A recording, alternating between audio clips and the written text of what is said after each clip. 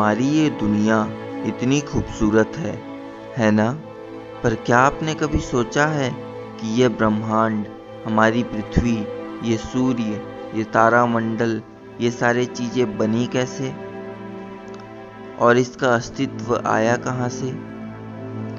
आज की इस वीडियो में हम इसी टॉपिक पे बात करने वाले हैं। वैज्ञानिकों को यह पता चला कि हमारा ब्रह्मांड हर एक सेकंड फैल रहा है। भौतिकी के मूलभूत सिद्धांतों के आधार पर आज हम यह कह सकते हैं कि कोई भी वस्तु तभी मूवमेंट करती है जब उसमें कोई एक्सटर्नल फोर्स एक्ट कर रहा होता है। इसका मतलब यह है कि जब ब्रह्मांड की शुरुआत हुई होगी तब वहाँ किसी बहुत ही ज़्यादा शक्तिशाली एनर्जी ने अपना काम किया होगा, जिसके कारण ब्रह्मांड की हर एक कण आज तक गतिमान है।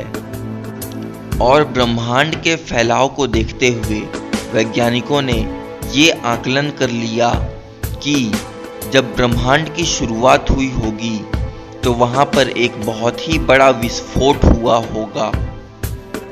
और यही विस्फोट आज विज्ञान जगत में द बिग बैंग के नाम से मशहूर है। द बिग बैंग, जिसने पूरी दुनिया को बनाया है। और इसी बिग बैंग के आधार पर आज हम पूरे यूनिवर्स की शुरुआत को समझ सकते हैं। तो आइए मेरे साथ चलते हैं एक ऐसी सफ़र पर जहां हम ब्रह्मांड की शुरुआत को देखेंगे। आज से तकरीबन 15 बिलियन साल पहले, जब कुछ भी नहीं हुआ करता था, जी हाँ, कुछ भी नहीं, न ये हवा, न चांद, न सितारे और न ही कोई ग्रह, तब समय का भी कोई वजूद नहीं था। तब स्पेस में एक एनर्जी के गोले को छोड़कर और कुछ भी नहीं था। एक एटम के साइज से भी छोटा एनर्जी का गोला, जिसमें किसी अननोन रीज़न से एक बहुत ही बड़ा विस्फोट, जी हाँ, बिग बैंग होता है, जिसके कारण एक सेकंड के करोड़वें हिस्से में ही यह एनर्जी का गोला पूरे ब्रह्मांड में बदल जाता है। इस समय आप अपने स्क्रीन पे जो ब्लास्ट होते हुए देख रहे हैं, यही है बिग बैंग। और इससे जो कण निकल रहे हैं, ये है प्योर एनर्जी। और इसी बिग बैंग के बाद ब्रह्मांड का जन्म हुआ और साथ ही साथ समय अपने अस्तित्व में आया। और ये प्योर एनर्जी अरबों सालों तक यूं ही फैलते रही, जिसके कारण पदार्थ यानी कि मैटर का फॉर्मेशन हुआ। अनगिनत सब एटॉमिक पार्टिकल्स जैसे कि इलेक्ट्रॉन्स, प्रोटॉन्स, न्यूट्रॉन्स, क्वार्क्स का जन्म हुआ। दरअसल दो प्रकार की चीज़ें बनी थीं। एक था मैटर, जिससे आप, मैं, ये ग्रह, चांद, सितारे और ये पूरी दुनिया बनी है। और दूसरा ग्रुप था एंटी मैटर, जो कि मैटर का जस्ट विपरीत होता है। अब जैसा कि मैंने बताया कि मैटर और एंटी मैटर एक दूसरे के ठीक विपरीत होते हैं, तो स्पेस में जब भी एक एंटी मैटर एक मैटर से टकराता था तो वह दोनों एक दूसरे को नष्ट कर देते थे। पर फॉर्चुनेटली हमारे पास पूरे यूनिवर्स में मैटर की संख्या एंटी मैटर की संख्या से ज़्यादा है। और जब स्पेस में मैटर्स और सारे एंटी मैटर्स का कॉलिजन हुआ, तब फॉर्चुनेटली हमारे पास एक मैटर का गोला बच गया। और तब उस मैटर के गोले को नष्ट करने वाला और कोई भी एंटी मैटर नहीं बचा हुआ था। और तब उस मैटर के गोले में एक बहुत बड़ा विस्फोट हुआ।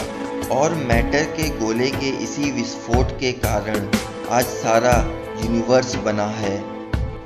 धूल के जैसे दिखने वाले इस यूनिवर्स में तब एक फोर्स काम करती है, जो कि इन सारे सब एटॉमिक पार्टिकल्स को आपस में जोड़ने का काम करती है। जी हाँ, ये फोर्स और कुछ नहीं बल्कि ग्रेविटी है। शुरुआती ब्रह्मांड में ज़्यादातर हाइड्रोजन के पार्टिकल्स एग्जिस्ट करते थे और ग्रेविटी ने धीरे धीरे सारे हाइड्रोजन के पार्टिकल्स को कंप्रेस करना चालू कर दिया। और जैसे जैसे किसी जगह पर बहुत सारे हाइड्रोजन के पार्टिकल्स एक साथ ग्रेविटी के कारण कंप्रेस होते थे, वैसे वैसे उस जगह पे टेम्परेचर करोड़ों अरबों डिग्री तक पहुंच जाता था। और जैसे ही एक जगह पे यह टेम्परेचर ऐसे अरबों डिग्री तक पहुंचा तो वहाँ पे एक ऐसी चीज़ हुई जिसे हम कहते हैं न्यूक्लियर फ्यूज़न। और इसी न्यूक्लियर फ्यूज़न के कारण ब्रह्मांड के पहले तारे का जन्म हुआ। यह था ब्रह्मांड का सबसे पहला तारा। और ऐसे करते करते आज हमारे ब्रह्मांड में अनगिनत तारे मौजूद हैं। जब ब्रह्मांड में बहुत सारे तारों का जन्म हो गया तब फोर्स ऑफ ग्रेविटी के कारण ये तारे आपस में अट्रैक्ट होकर एक ग्रुप में रहना चालू करना शुरू कर दिए। और यह नज़ारा कुछ ऐसा दिखता है। और इस तारों के ग्रुप को हम कहते हैं गैलेक्सीज। और इसी तरह का एक गैलेक्सी जिसमें हम रहते हैं, इसका नाम है द मिल्की वे। धीरे धीरे ग्रेविटी ने अपना काम जारी रखा और ब्रह्मांड में मौजूद डस्ट पार्टिकल्स को इसने कंप्रेस करते हुए बहुत सारे प्लैनेट्स का निर्माण किया। तो ये थी बिग बैंग और हमारे यूनिवर्स की शुरुआत की कहानी। अगर आपको ये वीडियो अच्छा लगा है तो प्लीज़ इसे लाइक करें और अपने दोस्तों के साथ शेयर करना ना भूलें। चैनल पर नए हैं तो चैनल सब्सक्राइब करें और बेल आइकन दबाएं। धन्यवाद।